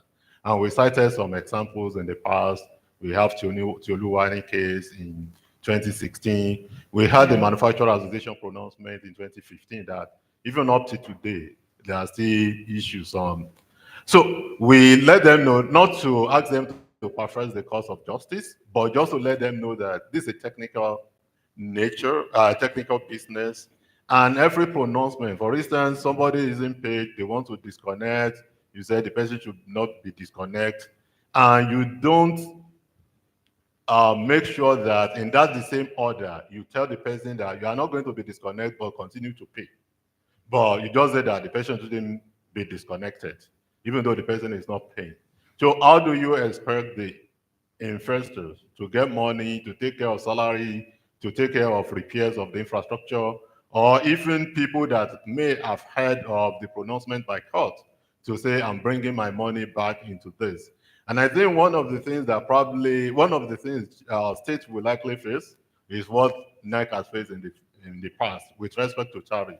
Because nobody wants an increase in tariff, nobody wants a tariff review, but we want quality of supply. And as I will expect that will likely happen in some states whenever they get to the tariff making and approval. But it's a valid point. But the best thing is to continue to engage the judiciary, the judges, in a transparent way to let them know. I think we've meted the idea of maybe practice direction. We have rules currently, and I'm sure the state will also have. There is a dispute resolution mechanism, both customers against the operators, both customers against the decision of the regulator, both investors against the decision of the regulator. We've taken some actions and a petition is filed. Usually we have a dispute resolution mechanism whereby you have a panel of commissioners sitting. It could be operator versus operator. It could be operator versus operator versus next previous decision. And we have tried as much as possible to be fair. We've had cases where we had to rescind our initial decision or resolution on the basis of the new facts that are provided by the person that is aggrieved, the operator that is aggrieved, or the customer that is aggrieved. It happens in the customer resolution too. You go to foreign office, maybe you are not happy, you go to the head office, and at the end of the day, head office may say, oh, foreign was wrong. In some cases, foreign was right. So that is that. So what we are pleading with them is some kind of moderation in the use of ex parte motion, ex parte injunction. So there should be some kind of moderation. And one other appeal to them is to say that probably there should be a practice direction whereby the judge, whenever a matter that involves electricity sector comes to a judge, the judge will demand an evidence that you have followed the dispute resolution mechanism that is already established in the sector, that you have exhausted that process before you come to court. The courts, too, they are very busy. They shouldn't be, there are certain cases that shouldn't even get to court because you just take their time and so on and so forth. And at the end of the day, it will be thrown out. So thank you. Thank you, thank you. Mr. Boko. Okay. So this, I mean, the point you raise is a very valid point. There's no disputing it, and it can occur probably sooner rather than later when our market is fully developed and how do I put it? There is cross trading of electricity across board within the network itself. However, at these very early stages, what we are promoting is the willing buyer, willing seller, commercially viable market arrangement, which means the buyer has to be willing and the seller has to be willing. You have agreed to execute that power purchase agreement or bilateral agreement for him to generate that power and deliver to you, and you are amenable to paying for it to guarantee him that return on investment. So when we say that our contracts are expected to be effective, we intend to pursue it to the latter based on the contracts that you signed, both parties. That gives investor confidence that, okay, there's no way that I could probably just, my contract would be terminated just like that. No, there has to be some assurance mechanisms put in place, even within the contract, that we would honor. And we are amenable to honoring it within our space. However, we intend to do our own due diligence. That if you're bringing up reasons why there has to be a tariff review, it has to be valid. It has to be confirmed. We have to ensure that that is what is actually playing out. We don't expect that the system will stay stable. Let me put it this way. There are issues that affect us today that we have no control over. And that is issues like inflation, the FX exchange rate. It affects us today and we have no control over it. However, while investors are coming in to invest in our space, we are even promoting the fact that please change down your dollars to naira and invest naira in our space because your revenue is coming back in naira. We're being fair by promoting that. We're not saying bring your dollars and come and invest. No. And you're the one who is making the investment. We're not saying give us the money. Instead, we are saying how do we cut down on your capex so that the energy you're going to deliver is not based on the cost that you have put in place, but the cost minus our support to your capex to reduce it to the barest minimum just to make the cost of delivery cheaper for the off-taker. So when your project is targeted to the citizens of the state, we are ready to do everything to make sure that your cost comes at the barest minimum and that they can afford it. I mean, please permit me to say this. So certain solutions require us thinking out of the box, and we are amenable to taking advice from anybody. Imagine a situation whereby one of our underserved communities gets zero supply.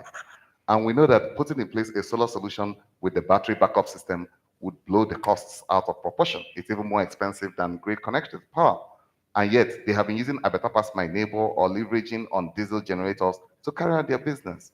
And we're saying if a developer sees an opportunity here to put a solar solution without the battery backup or hybrid system that increases the cost, I mean, that could almost be the cheapest solution in place because you're offering them 8 hours of electricity services when the sun is up because the fuel is free. The sun is there for everybody to take. You have moved them effectively from 0 to 8. If they can put that 8 hours to good use and take the socioeconomic activities, leverage on that availability to start producing something, you have changed the economy of that location with just 8 hours of supply. And you have actually improved the quality of life of the people from 0 to 8 hours while we are thinking out of the box to whatever solution we can integrate into that 8 hours to meet up the remaining 16 hours. Okay. So such solutions are actually cheaper than the hybrid system where you either resort to a battery bank to supply for the remaining 16 hours or you're putting a diesel generator or a gas turbine in place. Those are costs that goes into the tariff. And yes, we are very much amenable every time it, as long as it's targeted to the citizens of Enugu State, we will support the investment. Support the investment to guarantee access to the service and not consumption. Instead, what we can do when it comes to consumption is educate our citizens. We're not taking it for granted that they need to know. I mean, there were acts that were being played out by our subco in which funds were requested before you're even connected. And we had to bear the cost of putting out the jingles, publishing it in the papers, that anybody that asks you to pay any money, apart from the 5,000 naira application fee, to connect them, this is first time connection, please report them to us. They use one person as a guinea pig, and every other person's eyes will open, and we'll publicize it because we intend to be that transparent. I Thank mean, you. we want to walk the talk, not talk the talk in Enugu State. So please, if you have business potentials or opportunities, come. We invite you Enugu. to take at, advantage of this at this opportunity. point, please, a round of applause for Mr. Okonkwo. Enugu State. Um, our state, Ujuma, our state. Okay. All right. So and Omar, yes. So I'll take one last question from the audience here. But before I do that, there's a question online, and this one is particularly directed to Dr. Oseni. The question is from Mr. Paul Okon Ibompa. He says, given the growing concerns about regulatory capture at the state level, where undue influence from vested interests may compromise the mandate of regulators to act in the public interest, what are the key indicators or signs of regulatory capture in the subnational electricity market? Also, what proactive measures can state electricity regulatory commissions adopt to mitigate or prevent such influence? Okay, thank you. I don't know if I should take it with the issue I said I would like to address, or probably you come back to me No. later. So on the issue of regulatory capture, um, in the best global practice, regulators are meant to be independent. But we do believe that we regulators can be independent, but not isolated, in the sense that there is a thin line between policy and regulation. And most times you take policy direction, not directive, to come up with the regulator. Is difference between directive and direction. So now, the regulatory capture example will be that, okay, the regulator is looking at the rates application by the licensee. Now, maybe the state government now says, no, you mustn't approve that application. Or probably instead of using 1,600 FX conversion, foreign exchange rate conversion, you shouldn't use more than 1,000 naira to FX rate for the a conversion that may be required when you are reviewing the application. That means that if you do that, you've already shortchanged the investors because there is no way the cost that will come out of that, the rate will be effective, will be cost reflective. One other possibility is to say that, oh, this has requested for a license application, don't grant it. We've had the example of capturing. I won't mention the states. Um, the one of the states that have got the transfer order, in that state, they had their regulators, the chairman, and some other commissioners, but barely 2 weeks.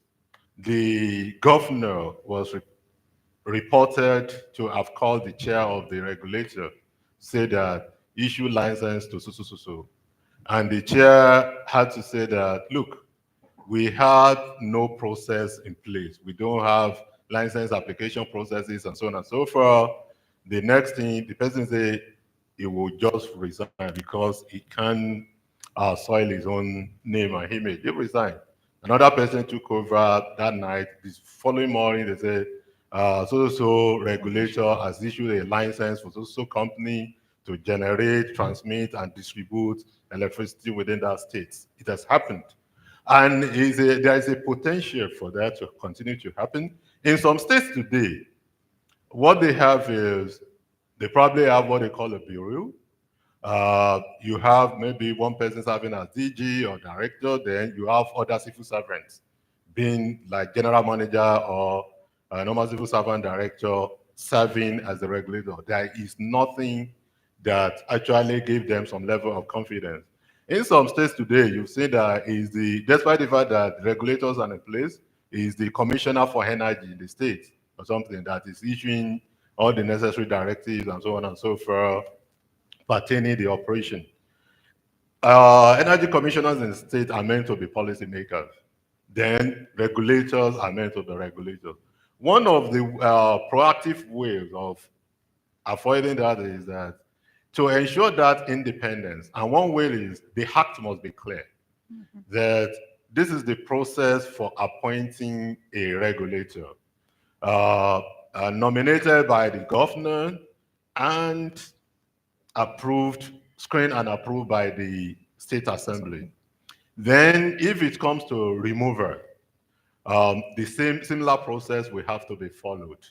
The governor will say, on account of gross misconduct A, B, C, D, I present to you, Honorable Speaker, for the removal of this person. And you need the simple majority of the state assembly. In the case of the federal, it's the simple majority of the Senate that we give such approval. And I must tell you, it has really helped. Of course, in Nigeria, anybody can be removed even without following the process. But having that provision can help. And in case of NEC, I will tell you it has helped multiple times.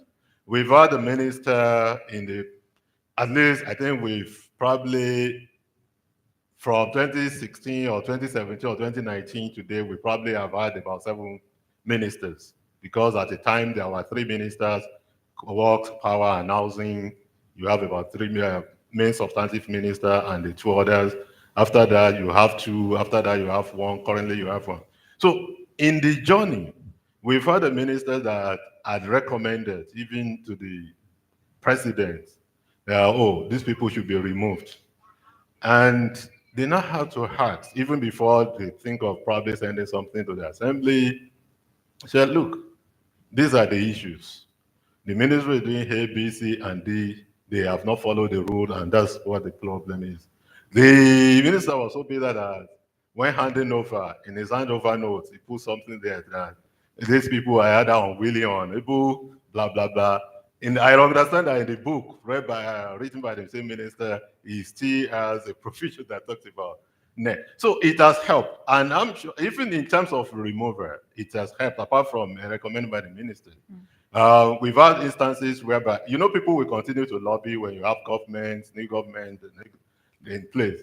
You go and lobby. So at a point, maybe somebody just says that, oh, what does the law say? It has happened. I'm giving you a practical example. And that was why they couldn't proceed and so on, and said, you these people that you want, go and sit down for now and so on, let's follow the laws and so on. That provision in the act is very critical. Financial autonomy is also very key. Apart from that provision, the process for appointing and removing. Financial autonomy is very key. At the beginning, it is possible for the act to provide that both the revenue the regulator generates from the market and probably the support from budgetary allocation, fine. But as they proceed or the market progresses, they should just maintain that, oh, we now have sufficient to take care of our operations, uh, and we don't need to rely on budget. It's also very important. I think the act would need to, any act being passed that is short of that and probably some other things is going to be critical. Thank I'm not unaware of the fact that in fact, the separation of power in the state is very more or less non, I don't want to say non-existent because governor controlled the other arms of governments in the states. So that can happen and that can compromise that independence. Unlike the federal, at least you have to lobby and lobby the National Assembly and so on before you can get anybody. Even if some other want to agree, somebody can come from one village as a rep or as a senator and say, no, we are not going to agree and so on. There is still that separation of power to a very reasonable extent on a national level. Thank So, you. okay, thanks. Thank you, Dr. Sini. Our organizers are already giving me So I don't know if you can That give me would- like 2 minutes because there is an issue and this provides an opportunity to address the issue. Okay. audience. So Okay. where's Yeah. blessing? Pardon. It's the audience this time. Yes? Eyes, nay. Okay, the eyes have it. Okay, All right, it so- has to do with You're the the, ones sitting. All it right. has to do with the misinformation in the media, and unfortunately, I think it's directed to the Nigerian media. There is a need for us to serve as agents of information, not agents of misinformation. There are certain ethics that should be followed. Apology to some that still follow that ethics. When issue happens, there's a need for us to try and investigate and validate. It has to do with the recent issue with respect to solar system at the presidency and the president. I'm particularly interested in addressing it because it's linked to tariff based on the media that, oh, because of affordability, presidency is moving this and so on and so forth. There is nothing like that. I heard the news saying 47 billion electricity bill is a lie from the hell. As of today, Abuja has 6 accounts for presidency. That includes the villa, both the wing of the president, the vice president, artillery in the seats of government, guest house, clinics, and so on. On monthly basis, the bill ranges from 95 to 100 million naira. When you look at that, multiply by 12, that's 1.2. If you use the upper limit, which is 100, where is 47 billion coming from? So that is important. I expected that whether the person was misquoted, he should have come to debunk it, but it hasn't happened. So that's about in fact, the bill for April, which was for energy consumed in March that was issued early this April, is 98 million naira. So now, on the 10 billion naira solar, people have really complained and so on. One thing is, first and foremost, the idea started during the last administration, and particularly under Minister Fashola. That was when they did Mabushi. People that goes to Mabushi, Minister of Works, Power and Housing were together, and Works was in Mabushi. They did solar then. They started the powerhouse. They didn't finish before he left. Then maybe because they didn't come back as the Minister of Power for the second time, he only combined works and housing during that period, or probably work. So that idea couldn't progress. Then PAMSEC was Dr. Louis Edozin from Delta State. So the idea then was it coincided with the period when people were really keen about solar and net zero carbon economy. And there was a need, more or less a commitment, to demonstrate that Nigeria was really ready for this net zero carbon economy. And by doing that, you can start with some of the government agencies to demonstrate that. Because there is also a belief that the more you are able to demonstrate, the more will be the access to international climate funds that are being in place during that period. So that was what led. And the issue, apart from that, the most critical building and most important building in Nigeria today is the villa, because that is where number one citizen sits.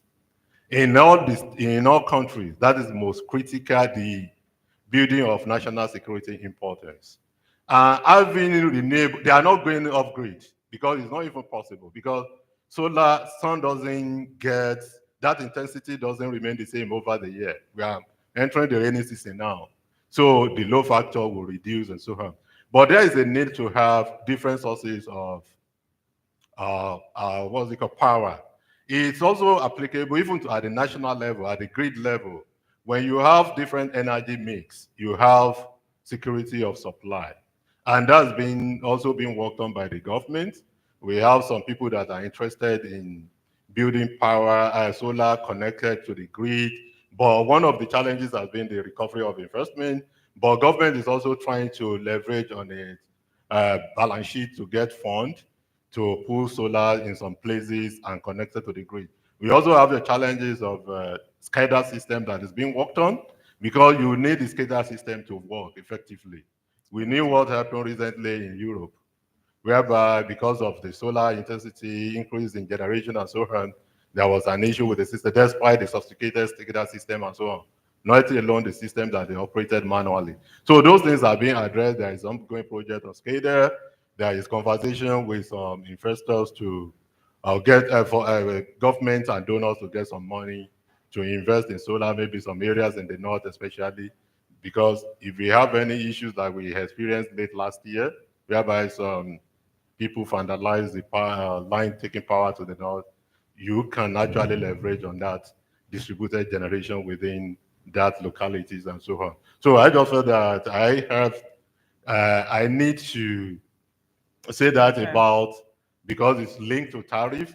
And I need to tell you also that solar is not cheap. There is is not cheap. Yeah. If you look at 10 billion, for instance, that was quoted, that is at buying a price for the solar for the AEDC power today at 100 million naira per month. That's like what solar filler we use for 8 years plus. That means that even if you are going off grid completely, you are only saving 100 million per month, 1.2 billion per annum, and so on and so forth. The same thing, people that have solar in rooftop will tell you it's not cheap. And there are some other limitations. So it's not like people want to force the citizen to pay by a tariff or pay the cost reflective tariff, and the government itself is running away. It's far from it. Thank you. Thank you. I think we can give a round of applause to Dr. Iseni for that clarification. Thank you. Thank you.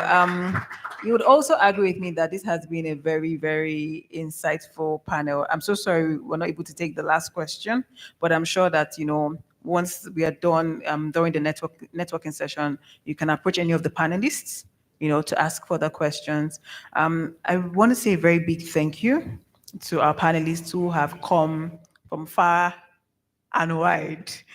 Some of them, like Mr. Okonkwo here, have gone through different states, to be here.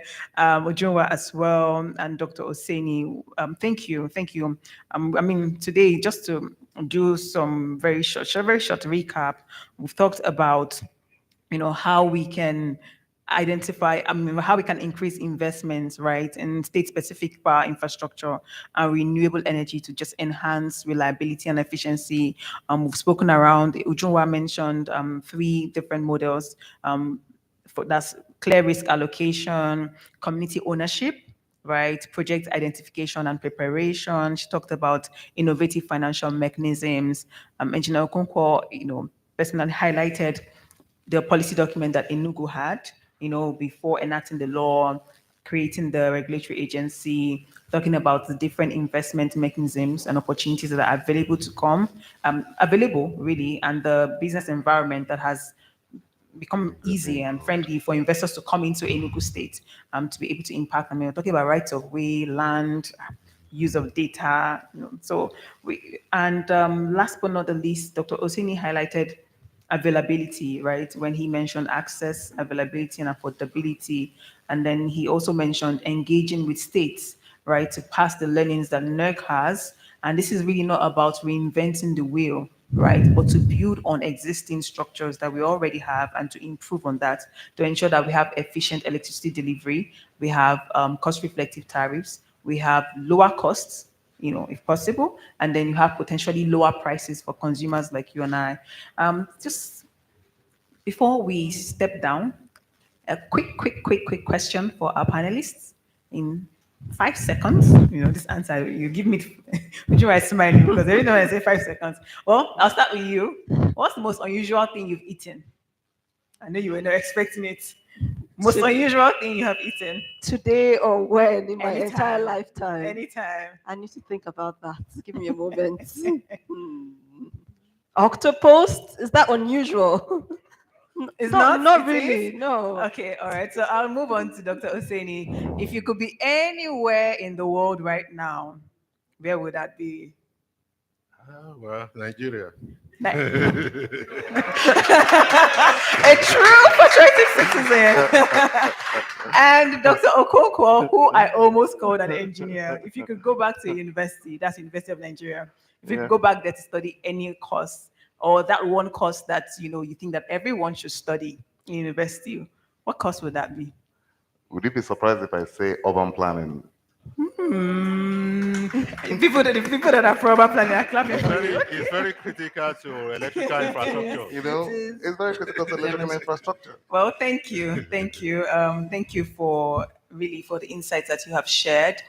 Thank you to our audience who have been very patient, in listening and engaging with us. Thank you to the online audience as well who have sent in questions.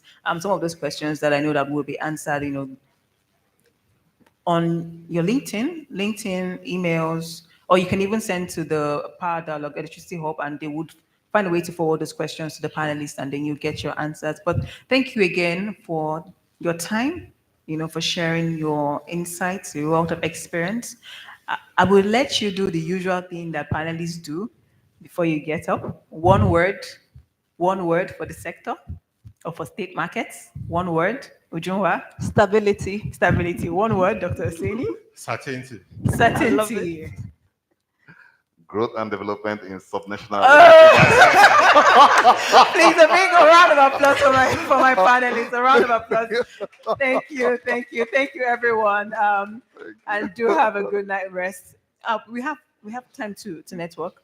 Yeah, thank Please, you. let's take time to network. Please, a round of applause to our panelists again. Thank you so much for the insights. We really enjoyed the conversation, and I'm sure we're going to take this with us as we go home. Please take time to network, have your refreshments, and have a lovely evening. See you at the 106th Power Dialogue next month. Good night.